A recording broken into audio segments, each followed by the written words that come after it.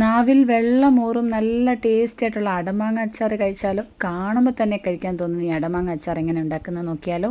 അപ്പോൾ ഇതൊരു 10 മാങ്ങയുണ്ട് കേട്ടോ. ഞാൻ ഇതേപോലെ ഉപ്പിട്ട് ഉണക്കി ഒരു 5-6 ദിവസം ഉണക്കിയതിന് ശേഷം സ്റ്റോർ ചെയ്ത് വെച്ചിരുന്നതാണ്. അതിലേക്ക് ഒരു ഗ്ലാസ് ചൂടുവെള്ളം ഒഴിച്ച് അത് അരമണിക്കൂറൊന്ന് സോക്ക് ചെയ്യാനായിട്ട് വെക്കുക.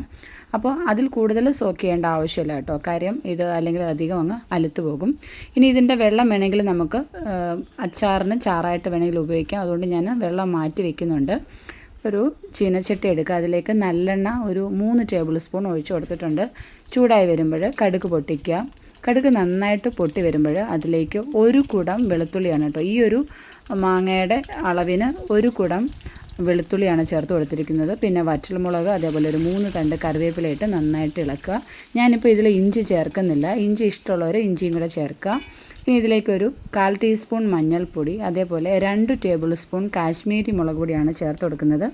ഇപ്പോൾ ഞാൻ ഗ്യാസ് ഓഫ് ചെയ്തിട്ടുണ്ട് കേട്ടോ. ഈ ചീനച്ചട്ടി നല്ല ചൂടായതുകൊണ്ട് തന്നെ ആ ഒരു ചൂടിൽ ഈ പൊടികൾ ഒന്ന് ഫ്രൈ ചെയ്ത് കിട്ടിയാൽ മതി. ഇനി ഇതിലേക്ക് ഒരു 2 ടേബിൾ സ്പൂൺ വിനാഗിരിയും കൂടെ ചേർത്ത് കൊടുത്തിട്ടുണ്ട്.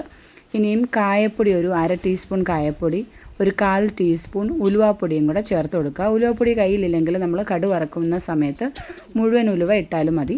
ഇനി ഇത് നന്നായിട്ട് ഇളക്കിയതിന് ശേഷം ഇതിലേക്ക് നമ്മൾ സോക്ക് ചെയ്ത് വെച്ചിരിക്കുന്ന ആ ഒരു മാങ്ങയും കൂടെ ചേർത്ത് കൊടുക്കാം. ഇനി നമുക്ക് കുറച്ചുകൂടെ ചാറ് വേണമെങ്കിൽ നമ്മൾ നേരത്തെ മാറ്റി വെച്ചിരുന്ന ആ വെള്ളം ഇതിലേക്ക് ചേർത്ത് കൊടുത്താൽ മതിയാവും.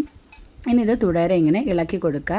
ഉപ്പൊന്ന് നോക്കിയിട്ട് ഞാനൊരു 1/4 ടീസ്പൂൺ ഉപ്പ് ചേർത്ത് കൊടുത്തിട്ടുണ്ട്. നമ്മൾ നേരത്തെ മാങ്ങ ഉപ്പിട്ട് വെച്ചതായതുകൊണ്ട് തന്നെ ഉപ്പ് നോക്കിയതിന് ശേഷം മാത്രം ചേർത്ത് കൊടുക്കുക. ഇനിയും ഒരു 1/4 ടീസ്പൂൺ ശർക്കരയാണ് ചേർത്ത് കൊടുക്കുന്നത്. ഇത് ഓപ്ഷണലാണ്, പക്ഷേ ചേർത്ത് കൊടുത്താൽ നല്ലൊരു ടേസ്റ്റ് കിട്ടും. അപ്പോൾ ഇത്രയേ ഉള്ളൂ. നല്ല ടേസ്റ്റി ആയിട്ടുള്ള അടമാങ്ങ അച്ചാർ കേട്ടോ. കഴിക്കാൻ അടിപൊളിയാണ്. എല്ലാ കൂട്ടുകാരും ഒന്ന് ട്രൈ ചെയ്ത് നോക്കിയിട്ട് ഫീഡ്ബാക്ക് അറിയിക്കുക. Thanks for watching.